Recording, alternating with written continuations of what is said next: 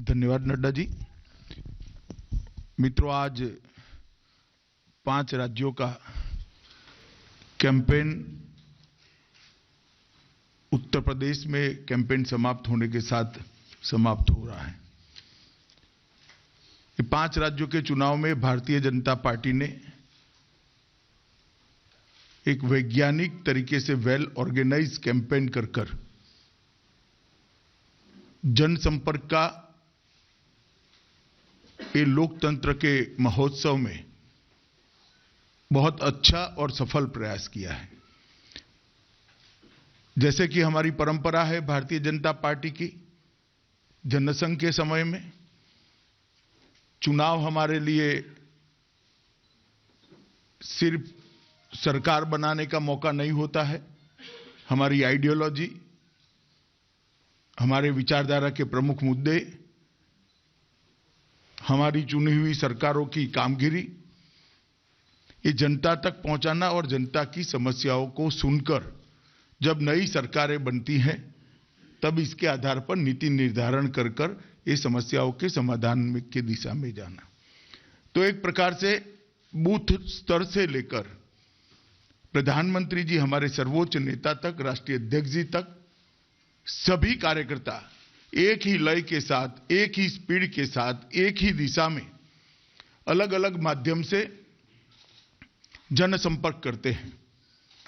एक प्रकार से आजाद भारत के इतिहास में ये चुनाव अपने आप में एक थोड़ा नया प्रकार का, थोड़ा विचित्र प्रकार का भी प्रचार अभियान रहा, क्योंकि चुनाव प्रचार के एक हिस्से पर कोरोना की तीसरी लहर की परछाई रही। सौभाग्य से देश उसमें से बहुत जल्द उभर कर बाहर आया और जैसे जैसे कोरोना की तीसरी लहर का असर कम होता गया, चुनाव आयोग ने भी रिलैक्सेशन देकर चुनाव प्रचार को पूर्ववत स्थिति में लाया और लगभग मैं कह सकता हूं कि 5 राज्यों में बूथ स्तर से लेकर राष्ट्रीय अध्यक्ष तक और हमारे सर्वोच्च नेता नरेंद्र मोदी तक सभी लोगों ने एक वाक्यता के साथ प्रचार कर भारतीय जनता पार्टी के हर राज्य के चुनावी मुद्दों को और हमारे उपलब्धियों को जनता तक पहुंचाया है। और मैं 5 राज्यों में मैं भी प्रचार अभियान में नड्डा जी के नेतृत्व में जुड़ा रहा, तो मैं निश्चित रूप से कह सकता हूं कि भारतीय जनता पार्टी के प्रचार अभियान को 5 राज्यों में जनता ने एक बहुत अनुकूल प्रतिसाद दिया है। लगभग 7.5 साल से ज्यादा समय से देश में भारतीय जनता पार्टी की पूर्ण बहुमत की सरकार चल रही है और नरेंद्र मोदी जी वो सरकार का नेतृत्व कर रहे हैं। प्रधानमंत्री जी के नेतृत्व में भारतीय जनता पार्टी की सरकार ने आजादी के बाद पहली बार देश के 80 करोड़ लोगों को इस बात का एहसास दिलाया है कि कोई चुनी हुई सरकार उनके जीवन स्तर को उठाना चाहती है। गरीब कल्याण की कई सारी योजनाएं जो 75 साल में सरकारें गरीबों तक नहीं पहुंचा सकी, छोटी छोटी परंतु जीवन में महत्वपूर्ण बातें जैसे गैस का सिलेंडर, शौचालय, बिजली की उपलब्धता, शुद्ध पीने का पानी, उनको 5 लाख तक का सभी खर्च माफ करने वाला प्रधानमंत्री आयुष्मान भारत योजना का गोल्डन कार्ड, कोरोना के समय में प्रति व्यक्ति प्रति माह 5 किलो अनाज मुफ्त में मिलना, करोड़ों लोगों को घर उपलब्ध कराना, सिर्फ 22 रुपया में बीमा का कवरेज देना, ऐसी कई योजनाओं को भारतीय जनता पार्टी की नरेंद्र मोदी सरकार ने नीचे तक पहुंचाने का काम किया है। और मोदी जी ने जिस संवेदना के साथ इन योजनाओं का ताना बाना बुना, इतनी ही तीव्रता के साथ और बारीक आयोजन करते हुए योजनाओं को नीचे तक पहुंचे, इसके लिए खुद व्यक्तिगत स्तर पर प्रधानमंत्री जी के स्तर पर इसकी चिंता करी है, इसका फॉलोअप करा है। इसके साथ साथ हम 4 राज्यों में सरकार में थे। चारों राज्यों के हमारे मुख्यमंत्रियों ने इस योजनाओं को गरीब तक पहुंचे, इसके लिए राज्य की मशीनरी को नीचे पहुंचाने का एक सफल प्रयास किया है और ये योजनाएं नीचे तक पहुंची है, स्पष्ट रूप से चुनाव अभियान में देखा जा सकता था। उत्तर प्रदेश जैसे बड़े राज्य में भी जहां वो योजनाएं बहुत पुराने ऐसे अनुभव है कि योजनाएं कागजों पर रह जाती थी, वो योजनाएं नीचे इंप्लीमेंट होती हुई दिखाई पड़ती है। किसी के घर में चले जाइए तो उनके कहिए, पूछे कि माई क्या मिला, तो उसने कहा मुझे तो सब कुछ मिला है, घर भी दे दिया, गैस भी दे दिया, टॉयलेट भी दे दिया, शुद्ध पीने का पानी भी आता है, मेरे पास कार्ड भी है और चूल्हा चलाने के लिए मोदी ने अनाज भी भेजा है।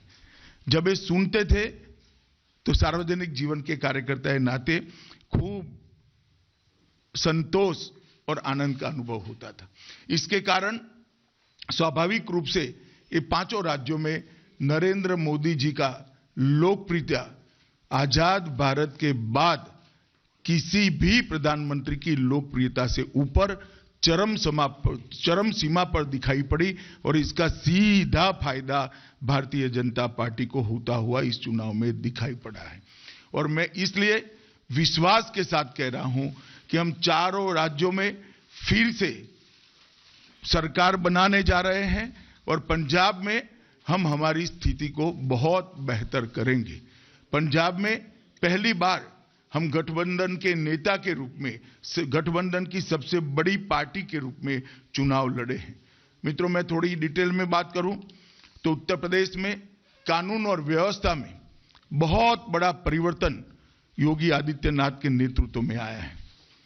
सभी हेड, चाहे खून का हो, बलात्कार का हो, अपहरण का हो, धाड़ का हो, लूट का हो, सभी हेड में 30% से लेकर 70% की कटौती दिखाई पड़ी है। 700 दंगे जिस प्रदेश में होते हैं वहां एक भी दंगा करे बगैर 5 साल का कार्यकाल भारतीय जनता पार्टी की सरकार ने योगी जी के नेतृत्व में पूरा किया है। सारे माफिया कानून के तहत आज जेल में बंद दिखाई पड़ते हैं और महिलाएं, विशेषकर बच्चियां, अपने आप को सुरक्षित महसूस करती है। एक इसका बहुत बड़ा पॉजिटिव असर उत्तर प्रदेश की चुनाव में हमने देखा है। गरीब कल्याण की सभी योजनाओं को जो मोदी जी ने यहां से भेजी, योगी जी ने उसको नीचे तक पहुंचाने के लिए बहुत सफल प्रयास कर सफलता अर्ज की है। उत्तर प्रदेश में पहली बार डेमोक्रेसी नीचे तक परकोलेट होती हुई दिखाई पड़ती है। जातिवाद, परिवारवाद और तुष्टीकरण तीनों नासूरों को मुक्त कर आज लोकतंत्र को उत्तर प्रदेश में आजादी के 75 साल के बाद पहली बार पनपते हुए हम देखते हैं। मित्रों, योगी जी के नेतृत्व में ढेर सारे संकल्प जो भारतीय जनता पार्टी ने लिए थे, मैं कह सकता हूं 92.6% संकल्पों की सिद्धि हुई है। भारतीय जनता पार्टी के संकल्प पत्र उपलब्ध है उत्तर प्रदेश भारतीय जनता पार्टी की साइट पर, आप उठाकर दे सकते हैं। उसमें से इतनी बड़ी उपलब्धि शायद ही किसी चुनी हुई सरकार ने देखी होगी। मोदी जी स्वयं उत्तर प्रदेश से सांसद है, काशी के सांसद है। जब मोदी जी ने काशी में रोड शो देखा तब जनता अपने लिए काम करने वाले अपने प्रिय नेता को किस प्रकार से स्वागत कर सकती है, इसका लोकतंत्र के अंदर एक ऐतिहासिक उदाहरण हमने उत्तर प्रदेश के कैंपेन के अंदर देखा है। मोदी जी की रैलियों के अंदर जिस प्रकार का जन सैलाब उमड़ा, जन सैलाब ने जिस प्रकार से मोदी जी का स्वागत किया, उनकी बातों का जिस प्रकार से रिस्पांस दिया है, इसी से मालूम पड़ता है कि उत्तर प्रदेश में बहुत मजबूत स्थिति के साथ भारतीय जनता पार्टी फिर से सरकार बनाने जा रही है। उत्तराखंड के अंदर एक भी बड़े कौभांड के बगैर, एक भी करप्शन के आरोप के बगैर 5 साल तक सरकार चली है।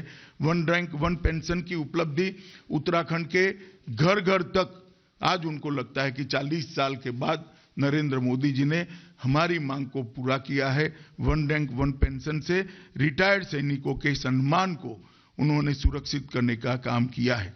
कांग्रेस के तुष्टीकरण के खिलाफ भी वहां पर एक प्रकार से बहुत बड़ा गुस्से का माहौल दिखा है। इंफ्रास्ट्रक्चर, जिस प्रकार से इंफ्रास्ट्रक्चर के प्रोजेक्ट उत्तराखंड में लिए गए, वहां एक भरोसा बना है कि दुनिया भर के रिलीजियस टूरिस्टों को उत्तराखंड बहुत अच्छे तरीके से आकर्षित करेगा। चाहे केदारधाम का पुनर्निर्माण हो, चाहे बद्रीधाम के विकास की बात हो, चाहे और ऑल वेदर रोड 4 धाम तक पहुंचाने की बात हो, इस सभी कामों को वहां की जनता ने बहुत अच्छे तरीके से किया है। मणिपुर एक ऐसा दूसरा राज्य बनेगा जहां पर मुझे पूरा भरोसा है भारतीय जनता पार्टी अपने बूते पर असम के बाद फिर से मणिपुर में सरकार बनाएगी और हम हमारी अपनी बहुमत के साथ मणिपुर में करेंगे। मणिपुर ने 15 साल कांग्रेस के कुशासन को देखा है। वहां पर ब्लॉकेड, बंद, हिंसा, नशा, ये सारी चीजों से मणिपुर मुक्त होकर आज ऑर्गेनिक खेती की ओर आगे बढ़ा है।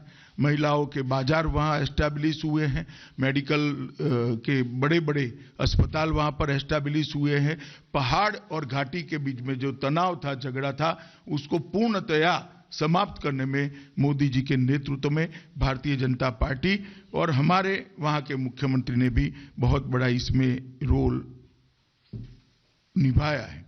विरासत और संस्कृति को भी हमने मजबूत करने का काम किया है। रानी मां के नाम पर एक बहुत बड़ा संग्रहालय, अंडमान में माउंट मणिपुर का नामांकन और 31 जनजातियों के स्वतंत्रता सेनानियों का संग्रहालय बनाकर हमने मणिपुर की विरासत को आज एक उच्च स्थान दिया है। खेलों का हब बनाने के लिए देश की पहली खेल यूनिवर्सिटी, स्पोर्ट्स यूनिवर्सिटी मणिपुर में 800 करोड़ के खर्चे से बनी है और जैविक मणिपुर ब्रांड आज पूरे भारत के अंदर एक ऑर्गेनिक ब्रांड के रूप में डेवलप हो रही है। मणिपुर की जनता ने एक बहुत अच्छा मैंडेट भारतीय जनता पार्टी के पक्ष में दिया है, ऐसा मैं मानता हूं। गोवा के अंदर भी भारतीय जनता पार्टी ने इंफ्रास्ट्रक्चर के ढेर सारे काम किया है। अटल सेतु, आधुनिक जुआरी सेतु, मोपा अंतर्राष्ट्रीय हवाई अड्डा, इलेक्ट्रॉनिक सिटी और राष्ट्रीय राजमार्गों के अंदर 60,000 करोड़ का निवेश छोटे से राज्य के अंदर, मैं मानता हूं ये बहुत बड़ी उपलब्धि है। सीपीआर के अंदर 32,000 करोड़ का निवेश भारतीय जनता पार्टी ने किया है और मुझे विश्वास है कई सालों से, कई चुनावों से गोवा त्रिशंकु विधानसभा का एक प्रकार से अनुभव कर रहा है। पहली बार गोवा में इस बार पूर्ण बहुमत की एक सरकार, भारतीय जनता पार्टी की सरकार देखने को मिलेगी।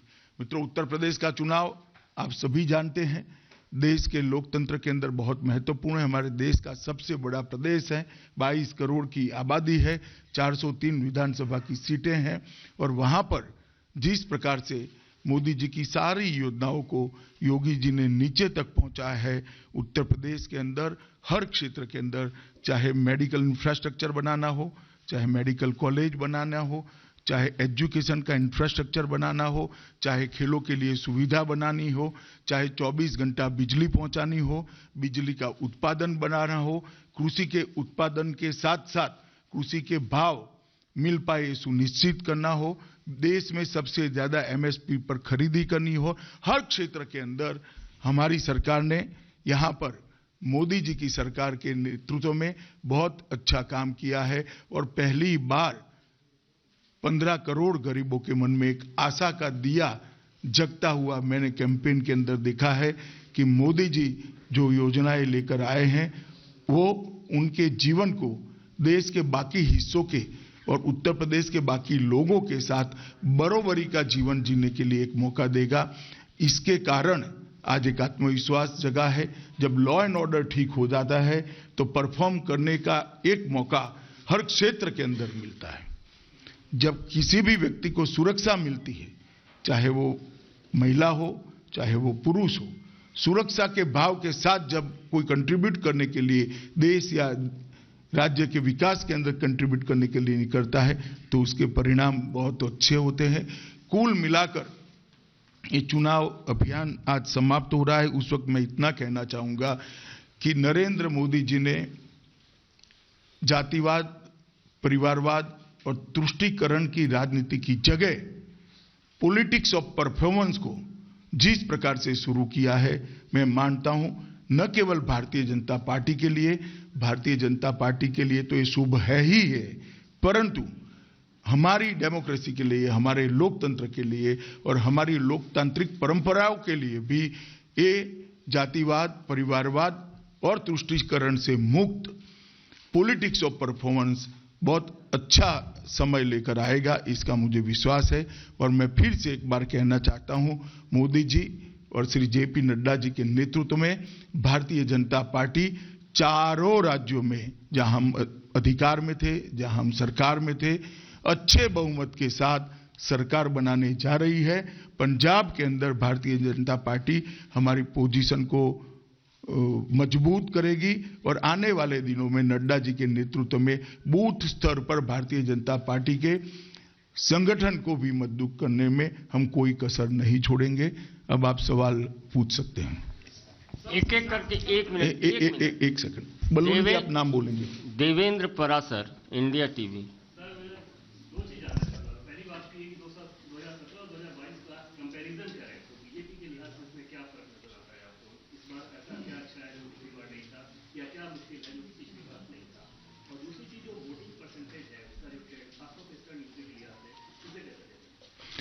देखिए, हम सब जानते हैं थोड़ी बहुत परछाई तो कोरोना की तीसरी लहर की वोटिंग प्रतिशत पर दिखाई पड़ती है, परंतु मैं मानता हूं कि इतने बड़े प्रदेश के अंदर जहां से कोरोना के भय के बावजूद भी इतना वोटिंग प्रतिशत में कोई कमी देखने को नहीं मिला है।